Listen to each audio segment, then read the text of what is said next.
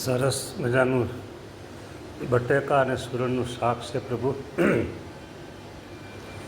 માખણ જેવું દહીં છે, દૂધ જેવી છાશ છે, બિસ્કિટ જેવી ભાખરી છે, નકરા રાજગરાના લોટની જ ભાખરી છે. અને આપણા ઘરના સભ્ય અનીશભાઈ પરીખ મુંબઈ, એમનો જન્મદિવસ કાલે હતો પ્રભુ. એ આપણે સેવક ભૂલી ગયા, એટલે હવે આજે આશીર્વાદ આપી દો એમને. હવે આશીર્વાદનું બીજું શું પ્રભુ હોય એમાં? જન્મદિવસમાં એને આનંદ થાય, ખુશખુશાલ થાય. અને બીજું જન્મદિવસે પ્રભુ તમે એને કંઈક બક્ષિસ આપો. બક્ષિસમાં તો એને આ લોકોનું કંઈક જોતું હોય, જોબ કરતા હોય, એમાં હરખું હોય ન હોય તો એમાં હરખું થઈ જાય.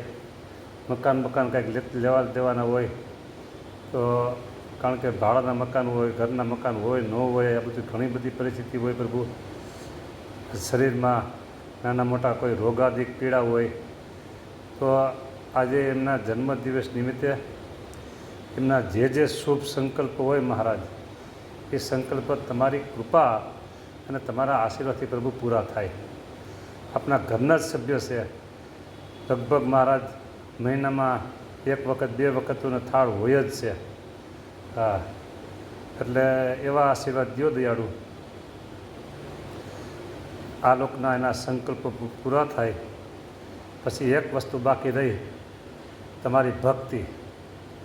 તમારો મહિમા, તમારા સંતોનો મહિમા ખૂબ છે, એમને ખૂબ છે. અને વિશેષની વિશેષ તમારી પ્રત્યેની અનન્ય નિષ્ઠા દ્રઢ થાય. આવા પણ પ્રભુ આશીર્વાદ આપો એમને. બસ રાજી થઈ જાય.